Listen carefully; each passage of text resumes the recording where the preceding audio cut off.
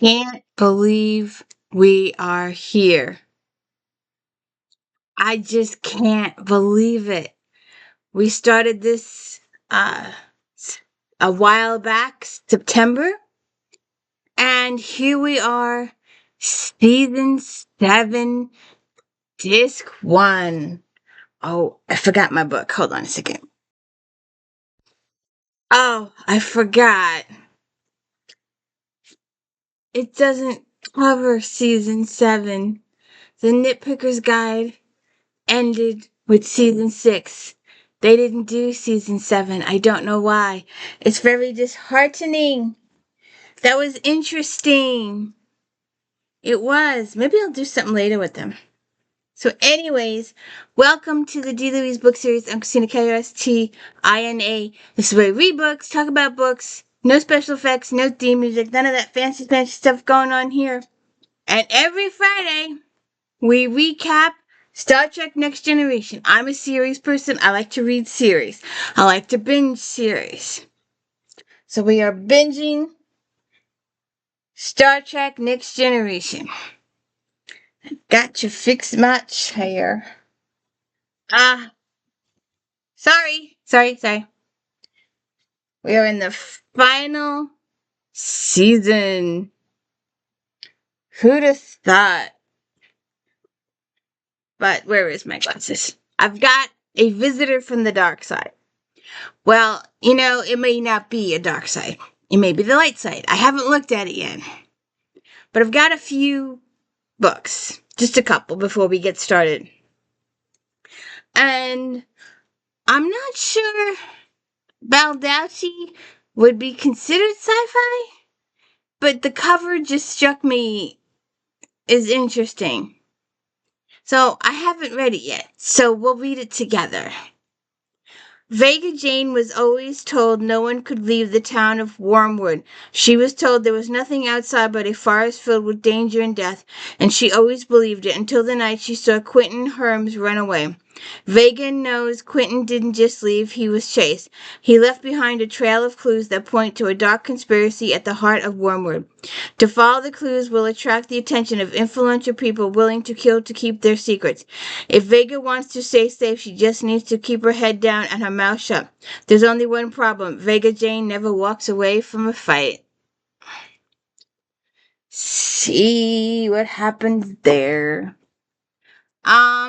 We'll get to the dark side book if you stick to the end here. Well, I don't know if it's a dark side. I don't think it's a dark side. I haven't read it yet. I'm gonna talk myself in circles. This might be considered a little bit more of a fantasy. Demon Eyes. Cases involving the occult handled with discretion. It was this ad that drew interesting business to the Philadelphia office of Bradley, Ryan, and Davis. Private investigators. Kevin Bradley and his partners were uniquely qualified to handle such assignments because they were far more than mere mortals they appeared to be. Bradley, or Brad, was in reality a powerful demon lord, and Evan Davis was half demon and his son, half human son. Allied with them was Lily Ryan, a demon who could easily seduce mortals to do her bidding. With their special advantages, solving mortal crimes should have been a cinch for them, but they never got the easy open and shut jobs. Instead, they faced real challenges like saving a wealthy woman's brother from inhuman captors who chose him as a pawn in multidimensional millennia-spanning campaign of conquest. She's always going off every video. Hey, this one's labeled sci-fi. Walter Tevis. In a dying world where humans are drugged and lulled by electronic bliss, where no art, no literature, and no children, where some would rather burn themselves alive than endorse Bosphorus, is the most perfect machine ever created. But his only desire is the impossible, to cease to be. Yet there is hope in the bleak, depressing time, hope and passion and joy that a man and woman can discover in love and books. Bright smoke, cold fire. As the heirs of VIYARAS, most powerful and warring families, Mayor Romeo and Juliet Castro's share a love deeper than duty, honor, even life, but the magic laid on Juliet at birth compels her to punish her clan's enemies, and Romeo just killed her cousin, so she's got to kill him. Okay? Yes, ma'am. Yes, ma'am. I'm sorry I'm not on the couch. I'll be on the couch later. But Star Trek is the one video a week that I'm not on the couch, and the children can't come on this chair. If I could figure out how to bring the couch and the TV together, I would. But I can't. C.S. Friedman, This Alien Shore.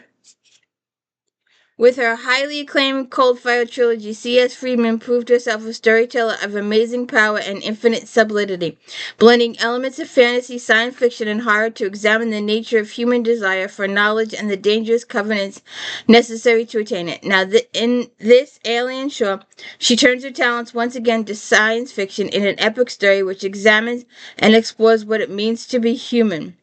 It is the second age of space colonization. The first age, humanity's initial attempt to people the stars, ended in disaster when it was discovered that Earth's original subliminal drive did lasting genetic damage to all who use it, permanently mutating Earth's far-flung colonists in mind and body. Abandoned by their home planet, exiles in alien star system, these variant humans had no choice but to survive any way they could. Okay. I'm not sure if this is sci-fi or not. I don't know. I'm not sure. The legends that tell Beowulf came to Harrod Hall to help strangers. He was a grim man, a killer, a warrior. Welcome only because a ravening monster named Grendel was raiding the hall for human meat. Light years from Earth, the Tau City 4, 200 courageous men and women, sponsored by the National Geographic Society, have created a seemingly idyllic paradise called Avalon. Crops flourish, the climate is favorable, and the colony quickly settles into an easygoing life. But Avalon holds a secret. Okay.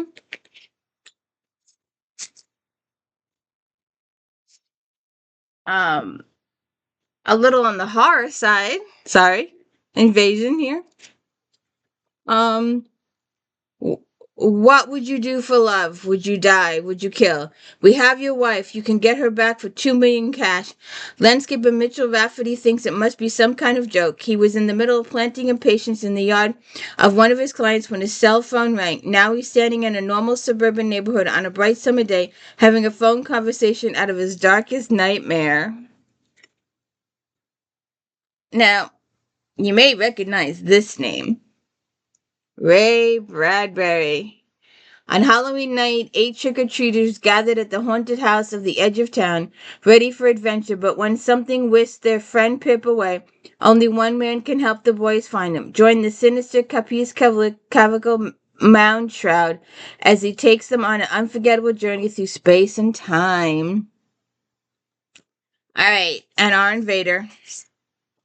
Our invader from the other side. Well, alright. Star Wars. Darth Plagueis. Darth Plagueis, like all Sith Lords before him, craves absolute power. Like no Sith Lord ever, he possesses the ultimate power over life and death. Dark Sidious, the secret he masters the power of the dark side, while publicly climbing to the highest government office. One desires to rule supreme, the other dreams of living forever. Together they will destroy the Jedi and rule the galaxy forever, unless the heroes can save the world. And unless the heroes can save the world. We've got a new ruler in town. We are on season 7, disc 1, episode 253, Descent Part 2. Not carried by nitpickers.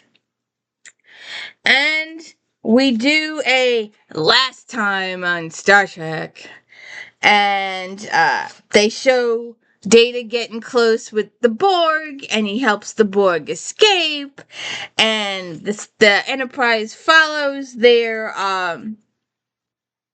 shuttlecraft stuff, and they end up in the middle of hundreds of Borg controlled by lore. Sound familiar?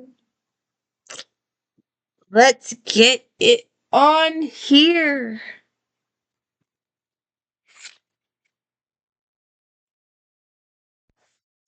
I forgot. I completely forgot that because when Data killed the Borg on the planet, he felt anger. He had emotions. And now he's wondering why he had these emotions, and he's talking to Troy. I remember now. Do you remember now? So, Data, lore. Has Data joined the dark side? Is he on lore side or is he on the Enterprise side? Is he on the good side or the evil side? What's going on here? Lore, what do you think of my followers, Picard? Impressive, aren't they? I'm not particularly impressed. All you've done is teach them to enjoy killing. Data says, you are wrong, Captain. My brother and I serve a much higher purpose. Data, I can sense feelings in you. Yes, my brother has made that possible. Picard said he gave you the chip, the one Dr. Sung made for you. No, no, no, Lore says. I still have the emotional program my father designed. I wouldn't want to give it up. It's what has given me such a strong sense of family, an intense desire to reunite with my dear brother. How did he do it, Data? What made you decide to come here? I'm talking to you, Lore says.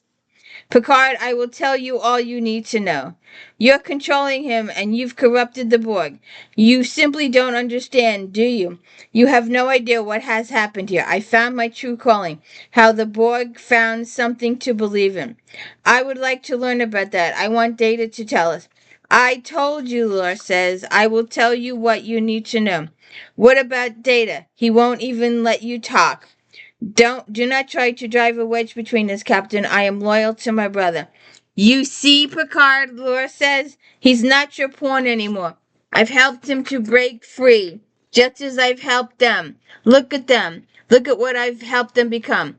They're no longer simply mindless automats. They're passionate. They're alive. Troy says, are you saying that you caused them become individuals? No, you did that. You and your friends. All I did was clean up the mess you made when that Borg you befriended returned to his ship. Data says Hugh interfaced with the others and transferred his sense of individuality to them. It nearly destroyed them. Data, do you remember when Hugh was on the Enterprise? Do you remember what you were like then? Laura says that doesn't matter. Picard says it matters to me. I want to know what has happened to Data. What happened is what I've done here. How I found my calling. How I know I was created. No one can ever take that from me. Without me, they would have perished. When I stumbled on their ship, they were lost, disoriented. They had no idea how to function as individuals. They couldn't even navigate their own vessel. They had lost their sense of purpose. I gave them their purpose. They gave me mine. Data says the Borg aspire to perfection my brother and I represent fully artificial life forms. We are their future. Law says the reign of biological life forms is coming to an end. You, Picard, and those like you are obsolete. Take them, brother. Okay.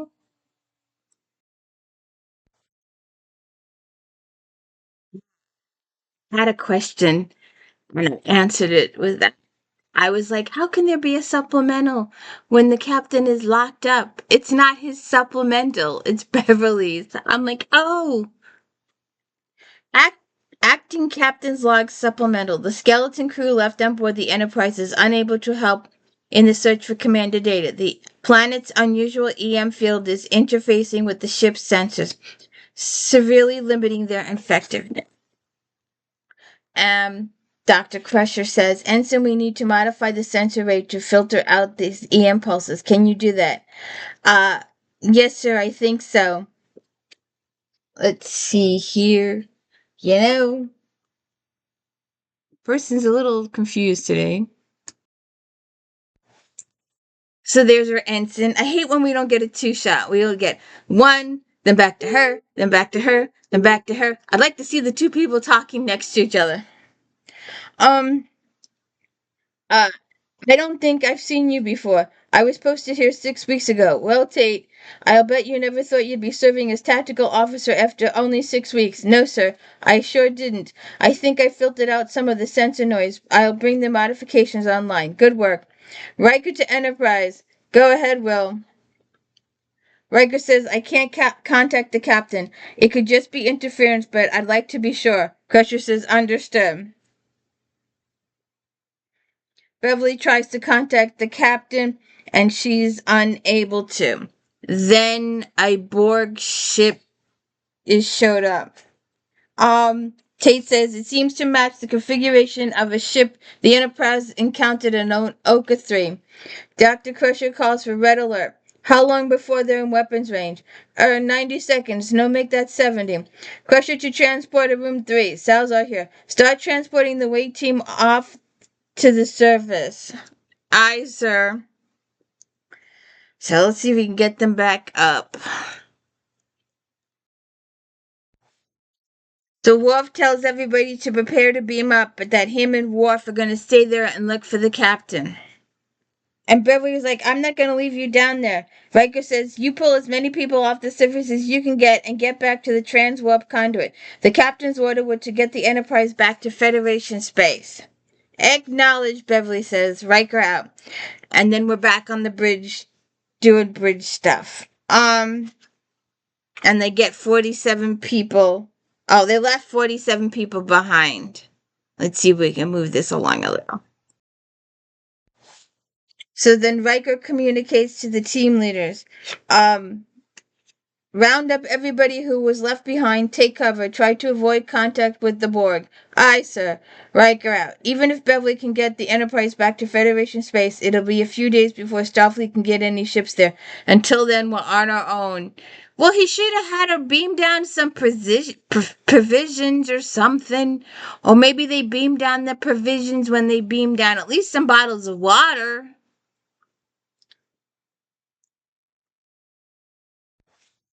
So then Picard is trying to talk to Data.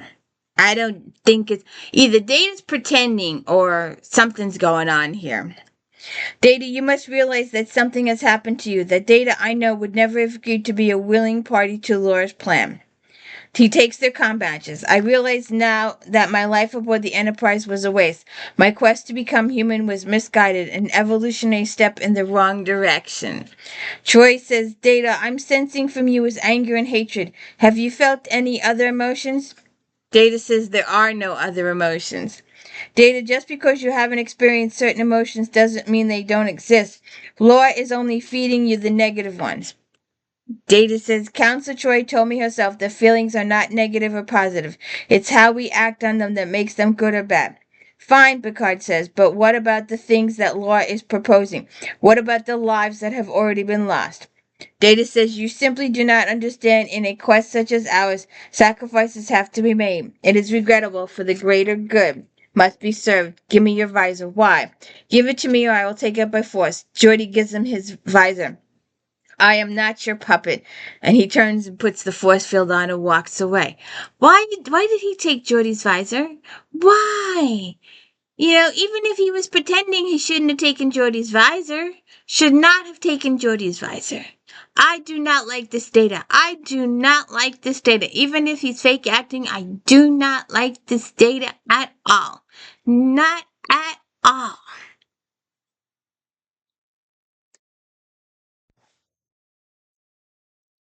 I don't like the expression on his face. He's a little, I don't know. I can't think of the right word. superiority expression? I don't know. So, Tate says, Sir, we reached the coordinates of the conduit. The tachyon matrix is energized and ready to go, and Lieutenant Barnaby has returned from the surface. He'll be relieving me. Right, stand by to trigger the conduit trait. I want you to stay on the bridge. I'll need a science officer at the aft station. Yes, sir. Helm set a course to return to the planet. Aye, sir. I'm not leaving those people stranded back there. An emergency buoy can transmit a copy of our logs to Starfleet just as easily as we can. Ensign, prepare a buoy and launch it when ready. So she does that. Open the conduit. Launching the buoy now, sir. Scan for any Borg ships between here and the planet. Barnaby says sensors detect no vessels. We have to assume that that ship attacked us is still in orbit. How long will we have before they can detect us and intercept? If their sensors function as well as ours, it could be as little as 30 seconds. Crusher to Salazar, how long will it take to get the rest of the crew off the surface? A minute should do it. We don't have a minute, she says. Can you shave that off? If I can get a good lock on them quickly, I'll be able to do it in 45 or 50 seconds. Crusher says, we need to buy ourselves 15 seconds, Lieutenant. Is there any way we can use the orbit as a barrier to keep the Borg from realizing we're there? Barnaby says we can orbit while they're on the far side of the planet, and if we delay dropping out of warp until the last possible instant, we could gain a few more seconds. If your calculations are even off slightly, we'd hit the atmosphere. I'll be sure my calculations are accurate, Ensign. He's a little hoity-toity, isn't he? Isn't he a little hoity-toity? A little superiority kind of complex kind of situation. And you know it would only work on TV. It wouldn't work in real life, but it would work on TV. Just saying. So then Riker and Worf are together. Still no sign of this. The sign of the structure. Worf says, with all the interference, it could take. It could be 100 meters away, and we wouldn't even know it. This could take hours. I'm detecting a faint energy reading. The residual thermal traces. Somebody stood here. The decay rate indicates it could be human. They took this path. So we're searching. I do not like that Data gave Lore Geordie's visor, and he tried it on, and he looked like the Joker with all teeth. But Data points out all the Borg you have experimented on so far have suffered extensive brain damage. Using the humans to perfect the procedure will allow us to prevent any further Borg death. I understand, Data says. Good, what is it? He gets a visit from somebody else. Let's see. So Lord Croesus comes in. This Borg disconnected himself from the others. He would not let me hear his thoughts. I asked you to stay linked to Croesus at all times. You know that, don't you? Yes. I know this must be difficult for you. I know how uncertain you must feel. All of these sensations are new and they can be frightening. Is that right? Yes. I have doubts. Of course you do. It's only natural. No one is going to blame you for that. But in order to lose those doubts, to keep your fear and confusion away, I need you to remain linked with the others so that their strength and confidence can help you. I need you. Carvel, I need you to build me a future for the Borg. I can't do it without you. Will you help me? He's like, yeah. I was like, okay. Brainwashing here.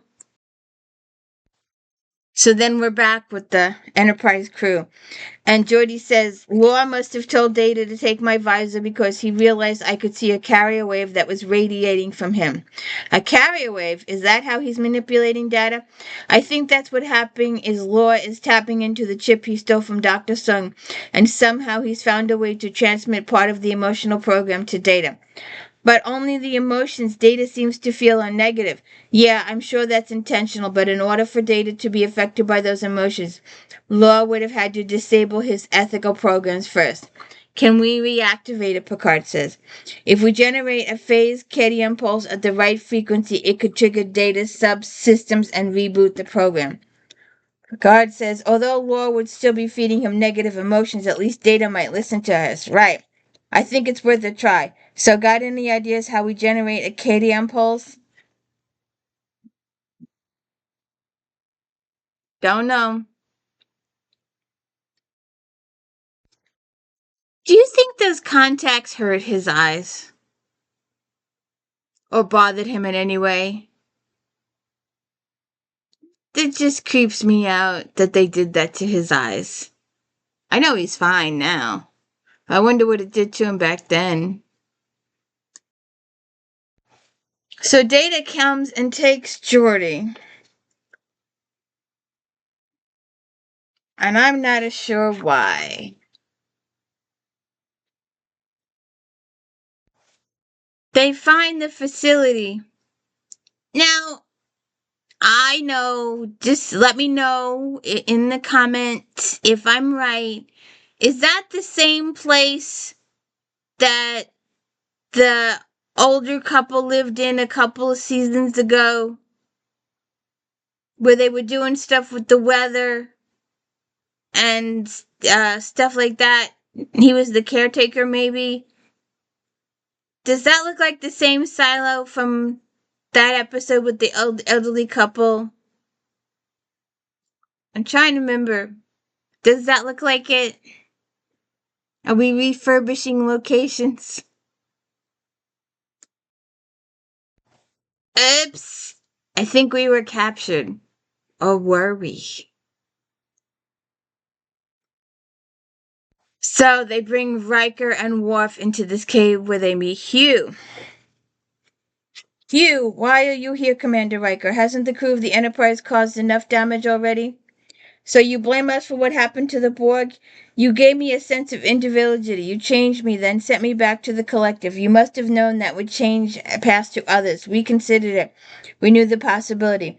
Then you made it possible for Laura to dominate us. I cannot accept that. Laura is only one. The Borg could have stopped him. You don't know the condition we were in when he found us.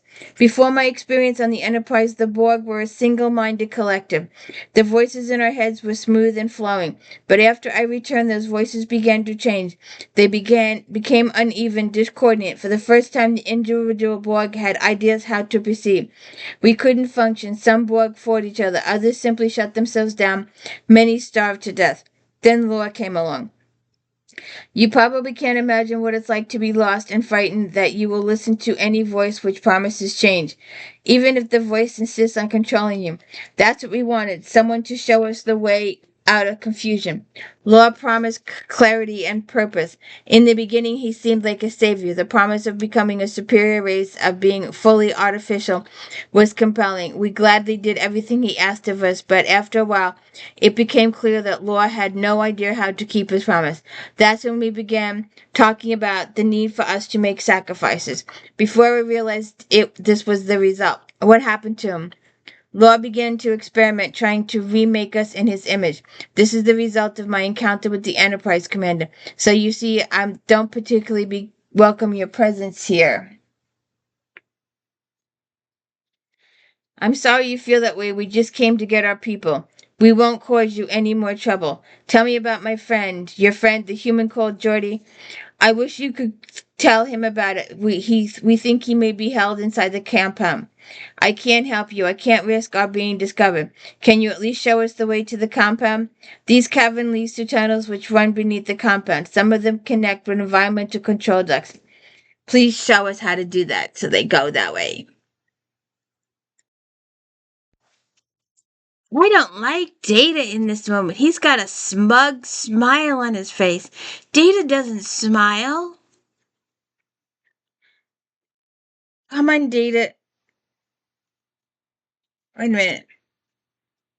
What is she doing? She's biting wires. Hold on. Oh, I see. Data uses Picard's voice to convince a blind Geordi he is Picard.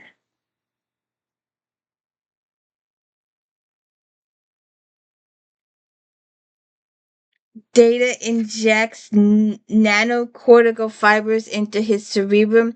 They are designed to learn and mimic your neural firing patterns. Once they're in place, I will destroy the existing brain cells. We'll see if the artificial neural network is able to take over your cognitive function. And he's trying to talk to him about the fact that Laura is controlling him. And Data says 60% chance that he will not survive the procedure. I don't care for those odds, and Data keeps ejecting them. Ew, Data!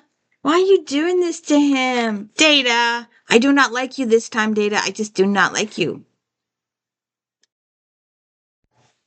I want to know how they're going to undo this when they get back to the Enterprise. Because you know the next episode, Geordi's just going to be his old perfect self again. It's all going to be washed away. So I want to know how they're going to undo this on the Enterprise. And we should turn on Data's guilt sensor thingy and let him feel guilt for 24 hours. Horrible Data, horrible Data, horrible. Troy and the captain convince the Borg that Picard is hurt. The Borg comes into the room. She gets his phaser. Data comes back with Geordi, threatens to break Geordi's neck if she doesn't return the phaser. She gives up. So Geordi's not feeling so good after that treatment. Picard says, I was able to take part of a transceiver from the guard's interlink system. I think that it uses some kind of phase pulse technology. Do you think it could be modified to generate a KDM pulse that would reboot Data's program? Yeah, it's possible. See if you can locate the phase modulation circuitry. Troy says, I'll watch the door. Picard says, I think I found it. Okay, good. Now you see anything that we might be able to use as a flux inhibitor? Good grief. Okay, we're back on the bridge. We get to the planet. We beam everybody back up except Picard, Troy, Data, Worf, and Riker.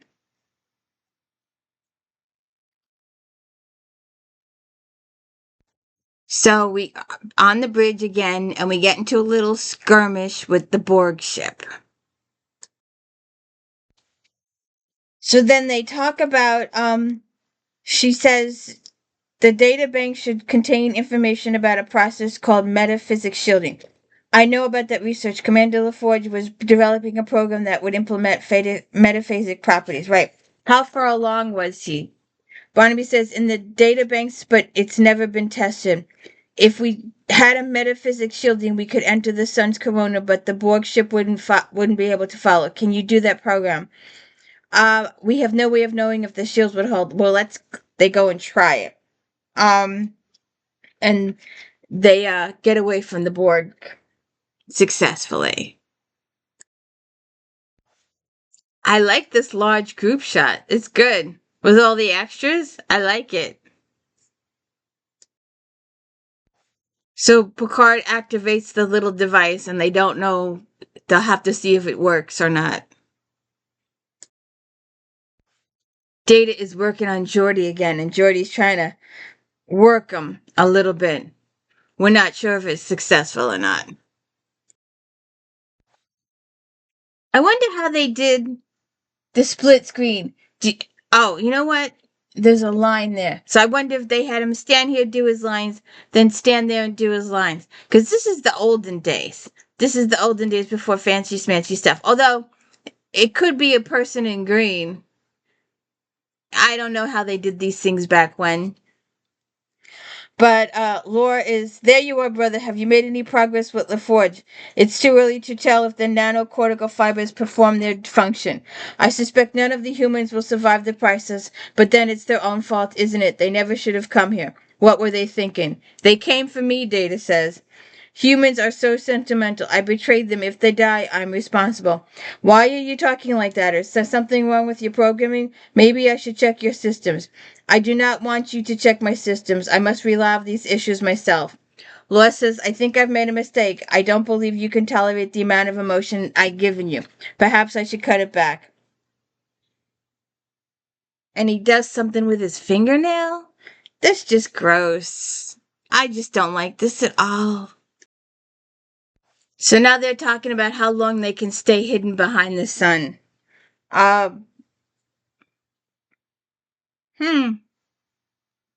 Something happens on the surface. I was wrong. The bomb explosion thingy was the Borg ship exploding. Their plan worked to hide out in the sun and the ship couldn't handle it and it blew up. So now they're trying to convince Data to undo some of the stuff that he did to Geordi.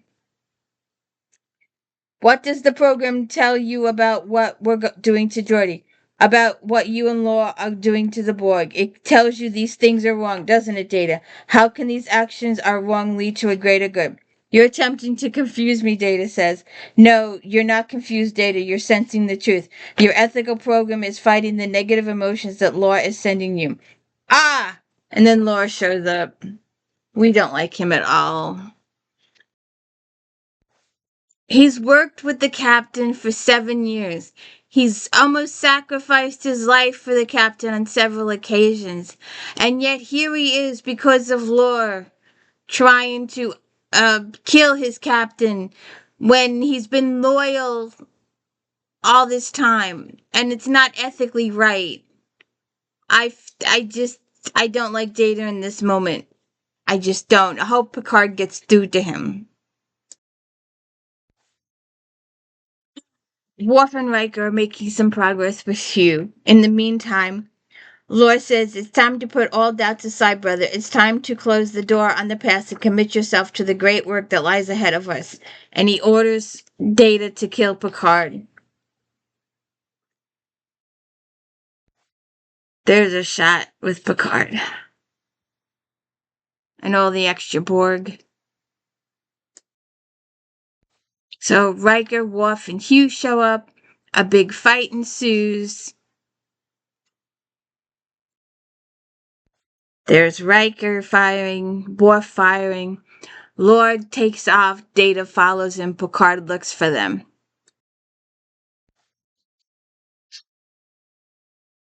Then Lore and Data together.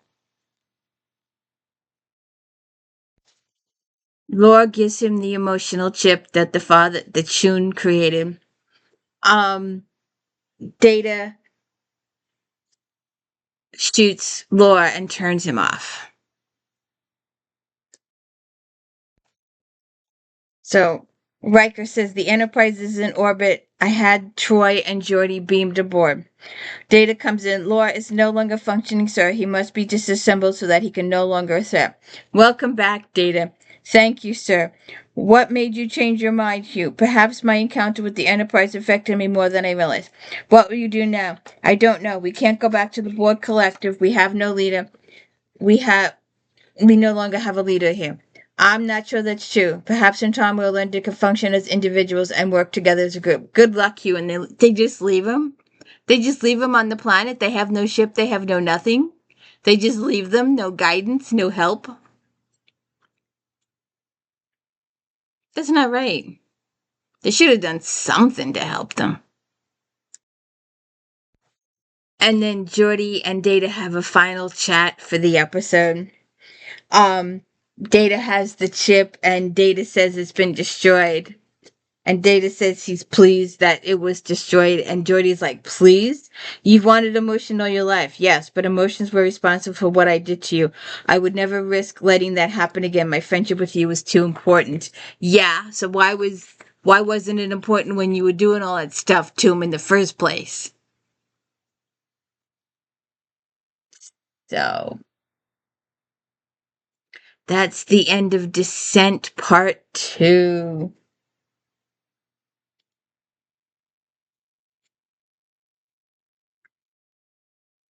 Please join me next week as we do Liaisons Interface Gambit Part 1. If you haven't watched my recap of all the other 6 seasons, please do so.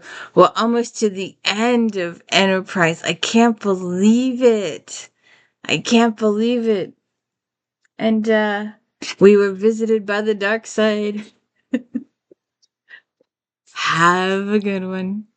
Don't forget Flashback Mondays. And don't forget the If Then later this afternoon. Thank you so much.